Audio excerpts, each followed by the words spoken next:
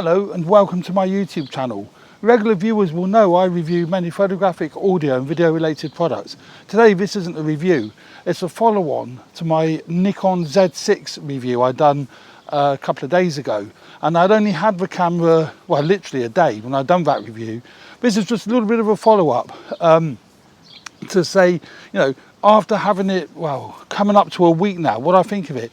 And I'm getting to love it more and more. And it's a really great piece of kit. I'm actually filming the wide shot with my little Sony X3000. And I've used the Sony app to control it. And it's great because I can actually see what I'm filming, which is, you know, great. That's fantastic. It just went straight into it. Now then, that brings me on to the Nikon SnapBridge app.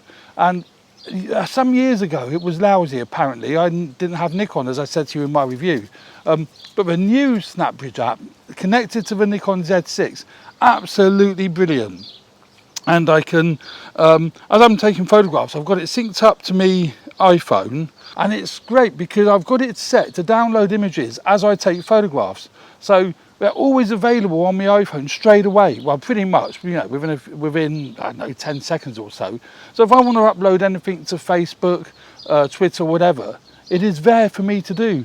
And that has always been a criticism of mine with these DSLRs, mirrorless cameras and what have you.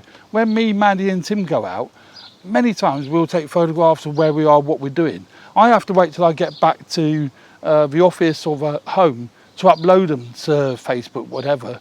My brother Tim, because he's using his phone to take the pictures with, he can upload them there and then. Well, so can I now with the SnapBridge app on my iPhone, and it's great. I'm filming this with my Z6 and the 24-70 kit lens. I'm loving that lens. The colours, I'm looking at the monitor now, and the colours look lovely. I can't completely tell by looking at this little monitor I've got on top of the camera, but this whole kit that I bought out, which is these two cameras, me radio mics, which is me Rode Wireless Go, monitor on top of the camera, me iPhone to monitor what the little Sony X3000 is doing, which is great. I can see it showing the camera, showing me, and that all of that. Oh, and the, well, not the two tripods, but I've got two small tripods, very light to carry, all fitted in this one, my little Billingham bag. And I've also got in here, as well as my carrier bag, you know, radio mic pouch.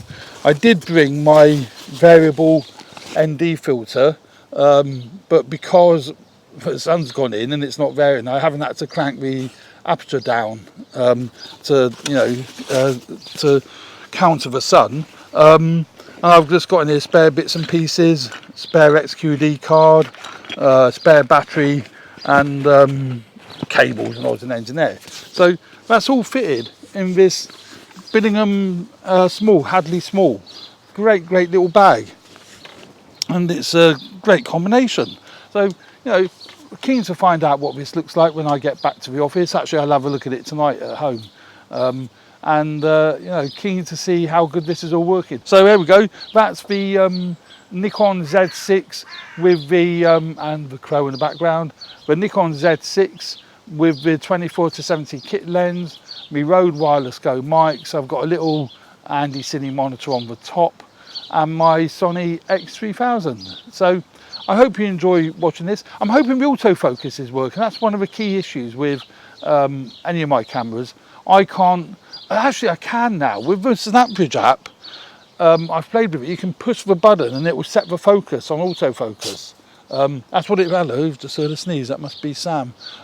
So I think I can set the autofocus, but for now I've just left it on full auto, and I've got it to version 2 of the firmware, so it should track. You know, as I'm moving, it should track my face, and that would be great if it is. I'm going to be pretty peed off if I'm not in focus, but I won't know that until I look at it back in the studio on my laptop when I get indoors.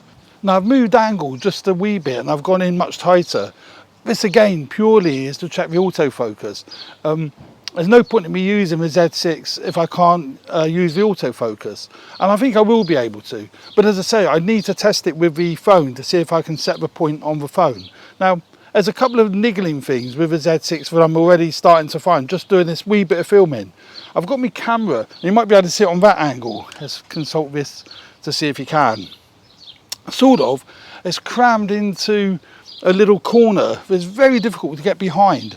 And the problem with that, well, there's not too much of a problem with this tripod and camera, because there isn't a tally light on the front of the camera. I'm not 100% sure that it is recording. I have to get round the back of the camera to see that it is recording.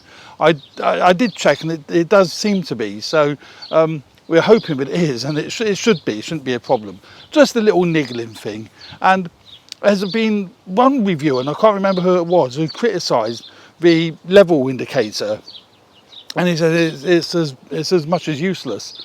It's certainly not useless, because I am using it to set the level, but where it becomes useless, it's so big and blocky in the centre of the screen. You can't have just a thin line, well, not thin, but a line that goes across to show you a horizon. On the Fuji X-T3, X-T20, whatever, it's brilliant. You can adjust the level, but it's just a line that goes like that, you know, not a big block in the middle of the actual viewfinder. So yeah, a couple of niggling little things, but it's the quality that I'm interested in. Again, looking at the monitor, I have got this set again like I had earlier to manual exposure and what have you, and it's looking lovely. The colours are looking lovely. I've left it on auto white balance.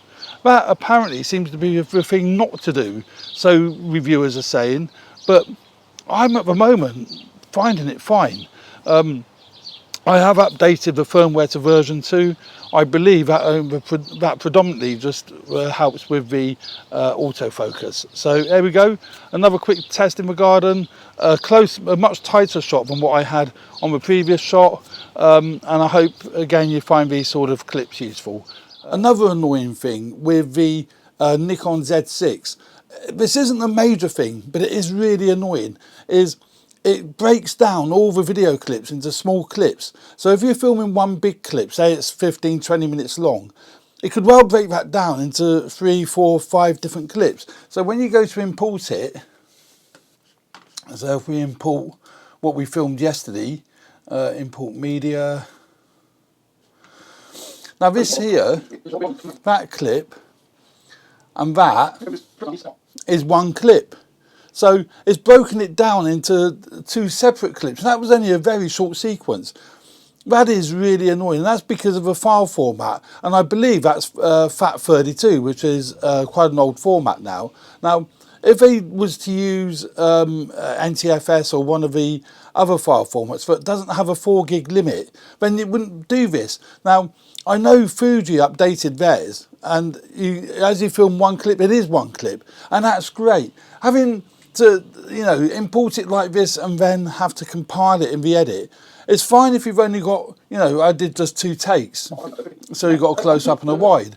But if you imagine I had you know, 8 or 9 different takes, you know, and the scene looks exactly the same, it's a right pain in the butt to sift through it all to find the correct sequence, you know. So please, Nikon, can you change that in your next firmware update so that you don't get this issue? It would be fantastic. I would really like that. But other than that, yeah, great quality. Really, really pleased with it. Great camera. Really enjoying using it. So there we go. Thanks for watching this. I do hope you find my channel useful. If you do, please hit the subscribe button and hit the like button if you found this video useful. Thanks very much, and stay tuned for more videos relating to photography and video and some audio. Thanks very much. See you again soon. Bye.